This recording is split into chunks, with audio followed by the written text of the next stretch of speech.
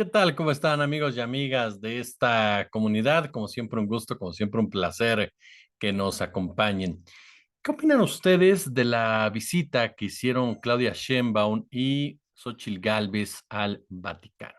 Esta reunión, este encuentro que sostuvieron con Francisco, con el Papa Francisco, con Mario Bergoglio. Vale la pena, sin duda alguna, analizarlo, platicar con ustedes sobre ello, porque ya ha generado distintos comentarios, en definitiva. Por supuesto, voces que recuerdan perfectamente que cuando la derecha se encontraba en una situación de urgencia, en una situación de derrota, en una situación en donde necesitaba crear una caja china, de inmediato acudían precisamente a la Santa Sede. Por el otro, hay ya cuestionamientos hacia Claudia Sheinbaum al considerar que es un viaje muy oportunista y en donde en realidad no tendría por qué darle tanta importancia a la presencia del Santo Padre, como lo mencionan algunos. Esas son las versiones que se han dado a conocer en las últimas horas en los puntos negativos. En los puntos positivos, bueno, por supuesto que ambos equipos de campaña aseguran que es parte del avance en materia internacional, de política exterior, de ganar la agenda exterior en la discusión de los grandes temas que tienen que ver definitivamente con el Estado mexicano y con sus estados aliados, estados vecinos, estados incluso con los que tenga ciertas diferencias. A mí me parece que es un tema que definitivamente vale la pena analizar, vale la pena platicar con ustedes en todos los sentidos, porque tiene diferentes aristas, ¿no? Y depende mucho de quién esté en el Vaticano y quién esté en la silla del águila. A ver, los políticos en definitiva no saben cómo tratar a los sumos pontífices. Esta es una realidad mundial, con sus honrosas excepciones, en realidad no saben si guardar distancia o abrazar al invitado. En una entrevista que en alguna ocasión platicamos con Roberto Blancarte, un experto en esta materia, él nos decía que esta situación siempre favorece a la Santa Sede, que tiene la costumbre de mezclar precisamente la religión y la política. Y en ese sentido, el Papa termina por ser un empoderado, por ser empoderado por medios, por políticos, un poder que no se le otorga a ningún otro personaje, el que usted quiera, el que usted me diga. Yo recuerdo, porque me tocó cubrirlo, la visita del Papa Francisco a México, precisamente.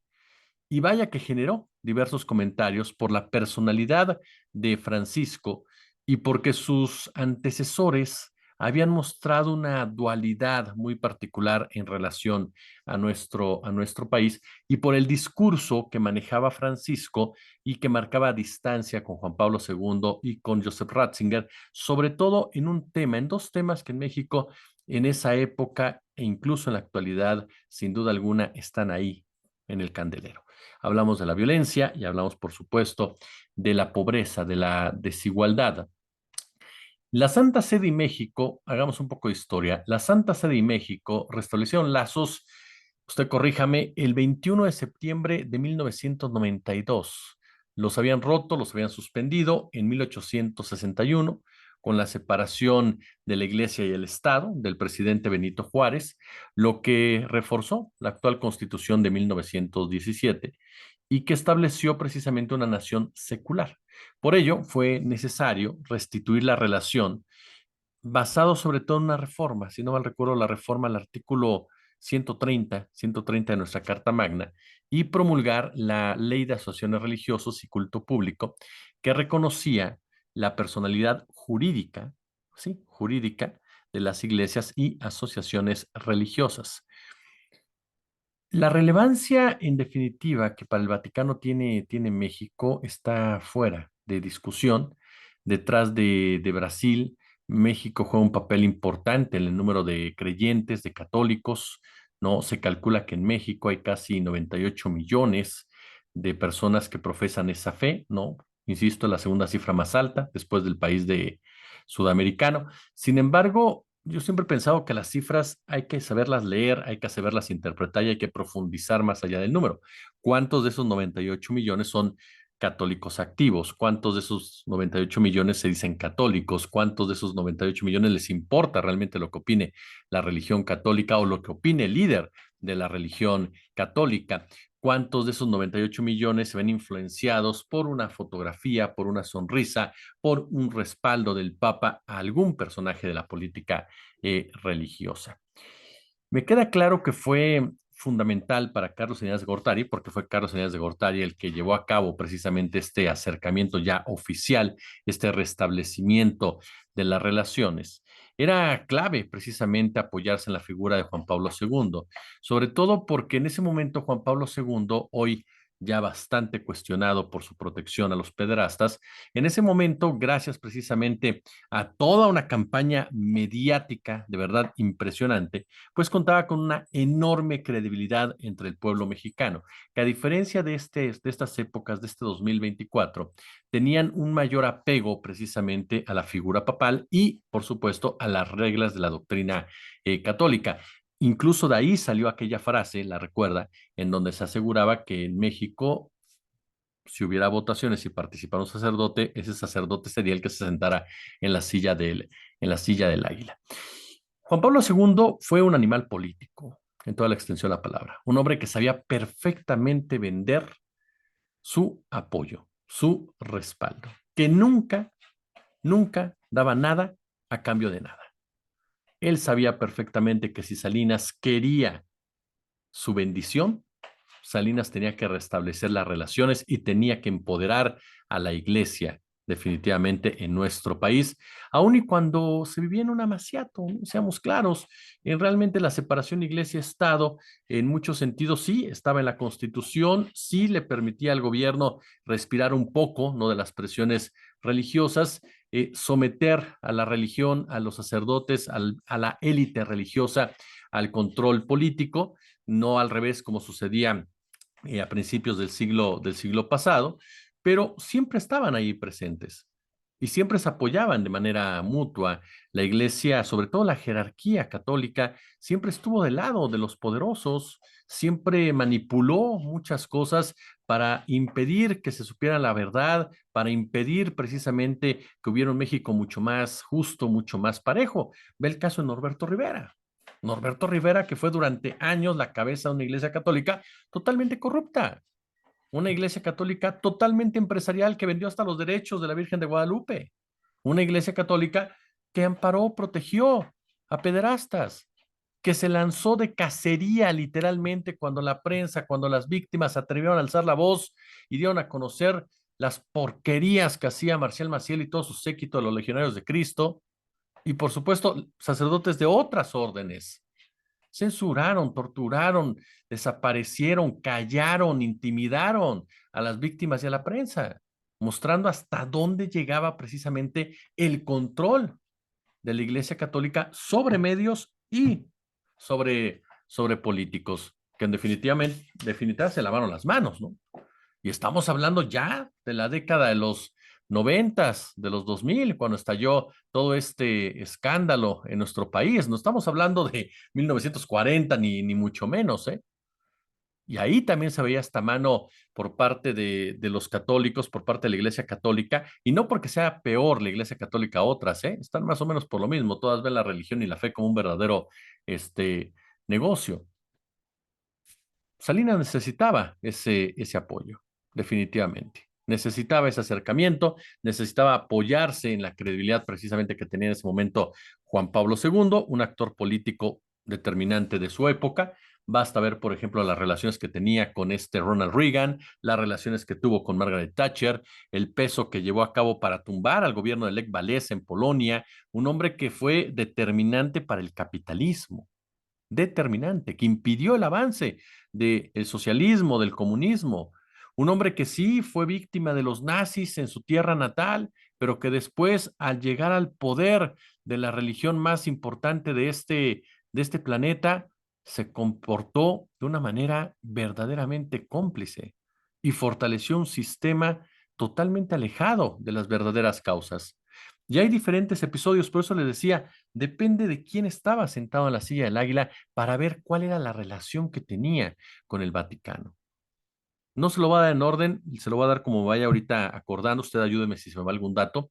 Por ejemplo, en el caso de Vicente Fox Quesada, lo recuerda, Fox, que incluso viajó acompañado de Marta Sagún, que le pidieron al Papa precisamente que los casara, le tocó a Joseph Ratzinger, si no mal recuerdo, Benedicto décimo sexto, recibirlos, Fox que se hincó, que le besó el anillo precisamente a Ratzinger, mostrando ese sometimiento del Estado, bueno, del presidente mexicano al Papa. Incluso recuerdo que se dieron a conocer 5 informes relacionados por distintos embajadores de México ante el Vaticano y enviados precisamente a la Cancillería, que daban cuenta en esas épocas de esta relación tan particular, donde decían se necesita aún esa definición y de esa decisión política, ¿no? Sobre todo para tener una función mucho más adecuada y precisa. Los documentos daban cuenta del trabajo que desplegó esa misión para atender la visita el 8 de abril del 2005 de Vicente Fox al Vaticano durante las exequias de Karol Wojtyla. 22 días después, la señora Marta Sagún de Fox, acompañada de su comitiva, acudió a la ceremonia del inicio del pontificado de Joseph Ratzinger. Asimismo, esa embajada coordinó la visita del presidente Calderón al Vaticano el 4 de junio del 2007 y 6 meses después su esposa Margarita Zavala acudió al mismo sitio para participar en la presentación de la muestra Navidad mexicana. Entre tanto, la Santa Sede, a través del episcopado, la nunciatura y la arquidiócesis, desplegó una política activa, esa es la verdad, en México, mantuvo a raya a otros credos, cabildeó contra el aborto, el uso del condón, la eutanasia, la unión entre homosexuales, además censuró a funcionarios, por ejemplo, recuerdo muy bien el caso del aumento frustrado de los salarios de los consejeros del Instituto Federal Electoral, el caso de los partidos políticos, todo esto por no sumarse a las iniciativas del Ejecutivo en contra del narcotráfico.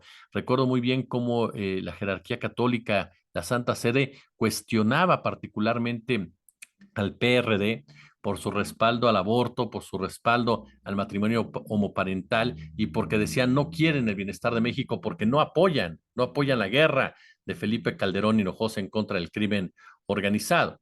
Ahora, únicamente porque antes de que se me escape, es cierto, Salinas fue quien restableció oficialmente las relaciones. Ya había un trabajo previo de Luis Echeverría Álvarez, si usted no mal recuerda, Luis Echeverría Álvarez viajó precisamente al Vaticano. El primer papa que recibió, bueno, que visitó México lo hizo durante el gobierno precisamente de José López Portillo.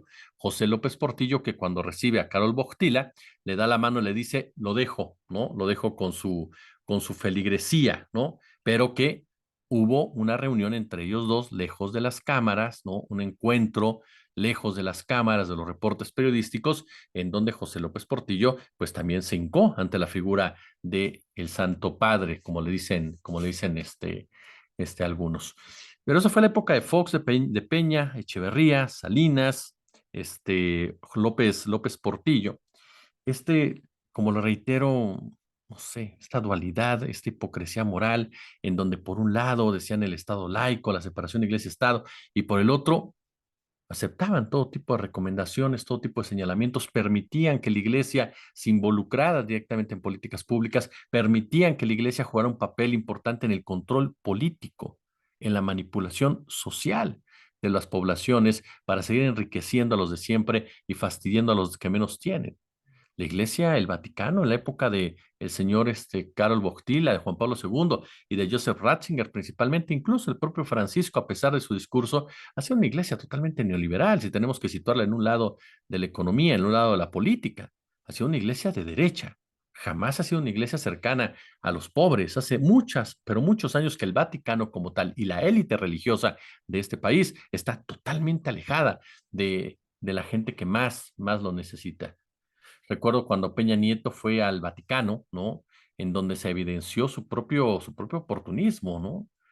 Incluso, cómo mostró un discurso que hizo temer en torno ya al Estado laico.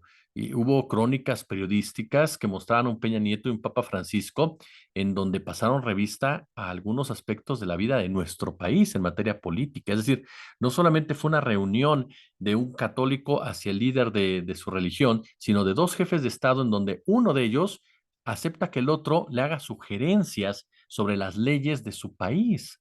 Hablamos, por ejemplo, que de esta serie de reformas que Peña Nieto llevó a cabo en México, el famoso reformador que no reformó, una de ellas en particular tenía que ver con la libertad religiosa y era una reforma constitucional. Y Francisco, por eso le digo que Francisco también ha jugado un papel de dominancia en ese sentido, la palomeó, ¿no? Le dio su visto bueno.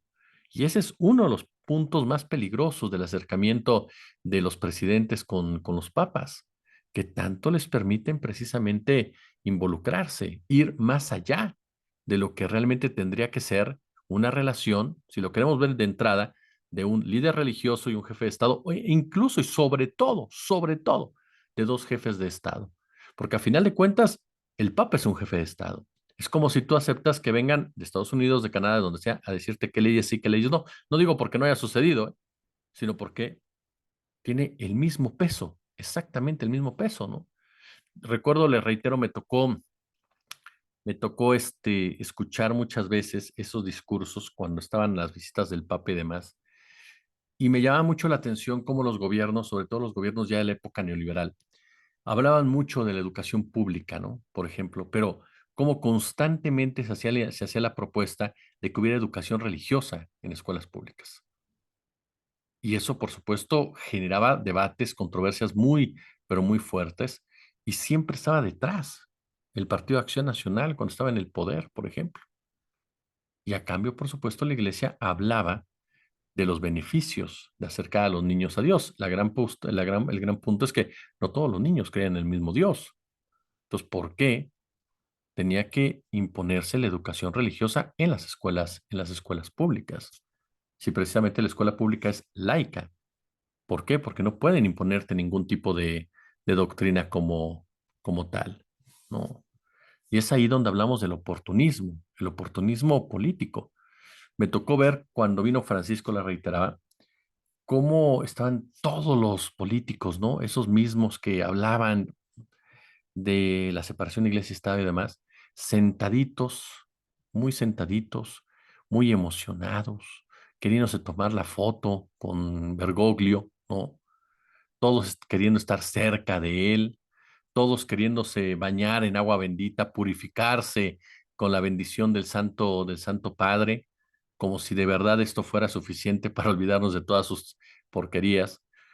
Y tuve la oportunidad de entrevistar en alguna ocasión a Bernardo Barranco. Bernardo Barranco y Roberto Blancarte tienen un libro muy bueno incluso donde hablan del tema de la religión y Andrés Manuel López Obrador, porque usted recuerda que Andrés Manuel al principio utilizaba mucho una narrativa donde se vinculaban temas religiosos, que también es cuestionable definitivamente. Y este libro, tanto Barranco como Blancarte, lo explican muy bien las razones por las cuales López Obrador actuaba de esa manera, ¿no? Y por supuesto los contrastes que había con otras administraciones, qué tan positivas, qué tan negativas era. En una de las charlas con el maestro Bernardo Barranco, platicábamos precisamente de eso, de este concepto de derecha neoliberal de la Iglesia Católica en realidad, y que el mejor ejemplo era cómo aplastaron la teología de la liberación, ¿no? Cómo la aplastaron literalmente.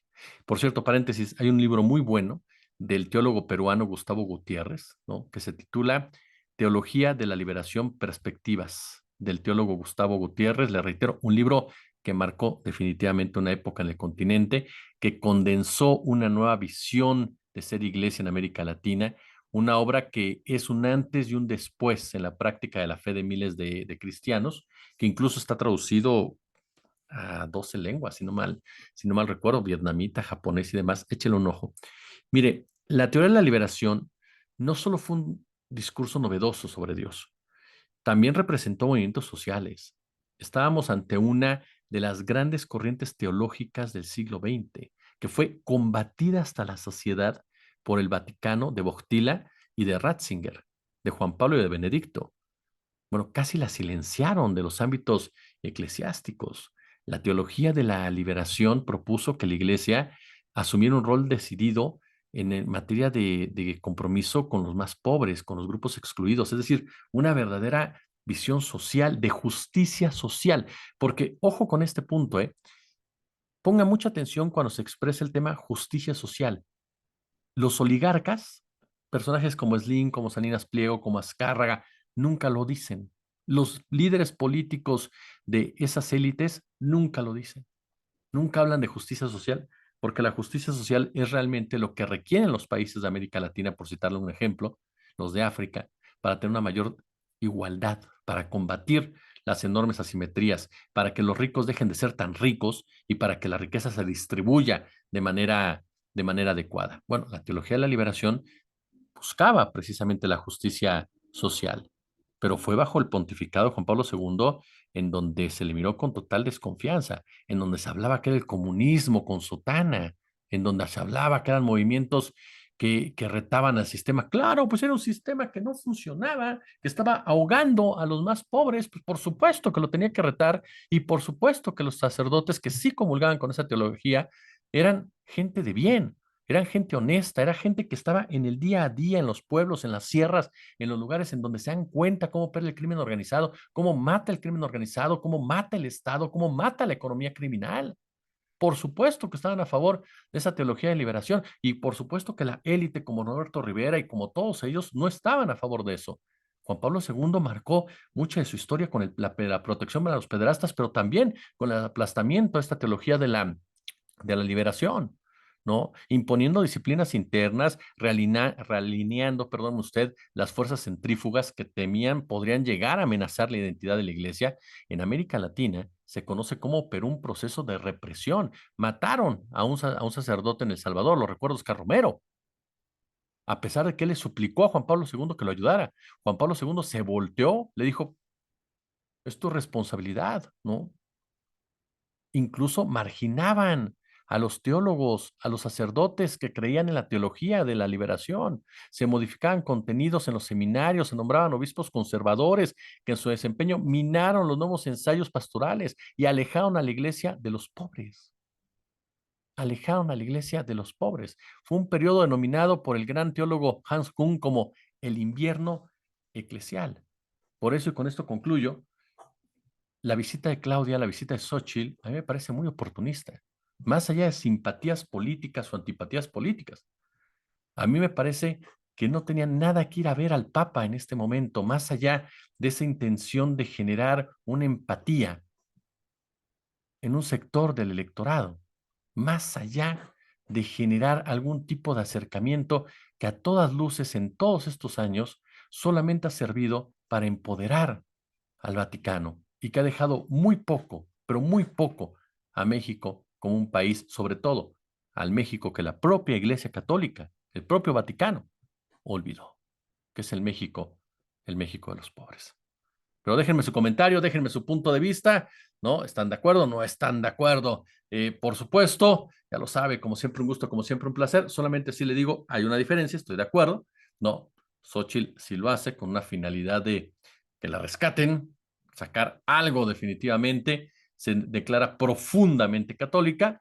Claudia Sheinbaum le da un discurso, un tono más de Estado a esta visita, hablando precisamente de una relación de ese tipo con el Papa Francisco, que es cierto, para que ustedes no digan Jesús, que no se te olvide un dato, Francisco y Andrés Manuel López Obrador tuvieron muchas similitudes desde un inicio y lo dijeron abiertamente, porque bueno, Francisco ha hablado de proteger a los pobres y de acercar la iglesia a los pobres. Eso es cierto, es la gran diferencia entre Francisco y Juan Pablo II. Eso es un hecho. Juan Francisco sí ha hablado de acercar la iglesia a las periferias, de acercar la iglesia a los que menos tienen, de recuperar precisamente a ese grupo de personas y que la iglesia sea parte de su representación. Eso es cierto, nadie puede negarlo y en ese marco, por eso Francisco se le da un lugar diferente al de Juan Pablo II, pero por eso les decía en parte, con eso concluyo, es muy importante ver quién está sentado en la silla del águila para entender la relación con el Vaticano, porque no es lo mismo la relación de López Obrador con Francisco que la relación de Peña Nieto con Francisco. Fueron cosas totalmente diferentes y se las dábamos a conocer hace un momento. López Obrador jamás ha aceptado que Francisco le palome ninguna iniciativa. Como siempre un gusto, como siempre un verdadero, pero verdadero placer.